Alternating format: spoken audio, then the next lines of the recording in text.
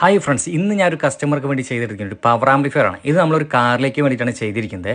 അപ്പോൾ ഇതിൽ front left സ്പീക്കറും അതുപോലെ തന്നെ കസ്റ്റമർക്ക് ഒരു വോക്കൽ സ്പീക്കർ കണക്ട് ചെയ്യാനുള്ള രീതിയിലും പ്ലസ് നമുക്കൊരു 12 ഇഞ്ച് ബേസ് ട്യൂബ് കണക്ട് ചെയ്യാൻ വേണ്ടിയിട്ടാണ് ഈ പവർ ആംപ്ലിഫയർ നമ്മൾ ചെയ്തിരിക്കുന്നത്. അപ്പോൾ മിക്ക ആൾക്കാരുടെയും കാറിൽ ആൻഡ്രോയിഡ് സെറ്റ് ലെവലിൻ്റെ ഒരു പരാതിയായിരുന്നു, വേണ്ടത്തൊരു ഗെയിൻ ഔട്ട്പുട്ടില്ല, ഓഡിയോ ക്വാളിറ്റി ഇല്ല കാര്യങ്ങളൊക്കെ. അപ്പോൾ അങ്ങനെ ഈ കസ്റ്റമർ ഒരു പരാതി പറഞ്ഞിട്ട് ആൾക്ക് വേണ്ടി നമ്മൾ ചെയ്തു കൊടുക്കുന്ന ഒരു പവർ ആംപ്ലിഫയർ ആണത്. അപ്പോൾ ഇതിൻ്റെ ഉള്ളിലുള്ള ബോർഡ് കാര്യങ്ങളൊക്കെ അത്യാവശ്യം ക്വാളിറ്റി ഉള്ള സാധനങ്ങളാണ് ഉപയോഗിച്ചത്. ഫ്രണ്ട് പാനൽ വരുമ്പോൾ ഒരു പവർ ഓൺ സ്വിച്ച്, അതുപോലെ തന്നെ വോളിയം, ബേസ്, ട്രിബിൾ, അത് നമ്മുടെ ഫ്രണ്ട് വോളിയത്തിന് പ്ലസ് വോക്കൽ കൺട്രോൾ ചെയ്യാൻ വേണ്ടിയിട്ടാണ് ഉള്ളത്. പിന്നെ സബ് വൂഫർ വോളിയം. അപ്പോൾ സബ് വൂഫർ സെക്ഷന് വേണ്ടിയിട്ടും ചാനൽ സെക്ഷന് വേണ്ടി 2 സെപ്പറേറ്റ് പവർ സപ്ലൈ യൂസ് ചെയ്തിട്ടാണ് നമ്മൾ ചെയ്തിരിക്കുന്നത്. അത് ഓഡിയോ ക്ലാരിറ്റി ഒരിക്കലും നമുക്കൊരു ഡൗൺ വരാതിരിക്കാൻ വേണ്ടിയിട്ടാണ്.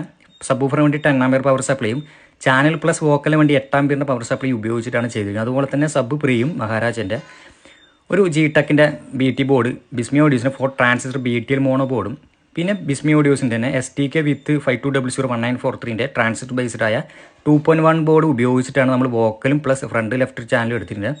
പവർ സപ്ലൈ കാര്യങ്ങളൊക്കെ എടുക്കാൻ നമ്മൾ 3 വയർ ഉപയോഗിച്ചിട്ടുണ്ട്. അത് 2.5 mm 2 വയറുകളാണ്. അപ്പോൾ plus volt minus volt remote supply എന്നിങ്ങനെയാണ്. അപ്പോൾ ഈ ആംപ്ലിഫയറിൻ്റെ ബാക്കിയുള്ള ഡീറ്റെയിൽസ് ഞാൻ എൻ്റെ അടുത്ത വീഡിയോയിൽ കൊടുക്കുന്നതാണ്.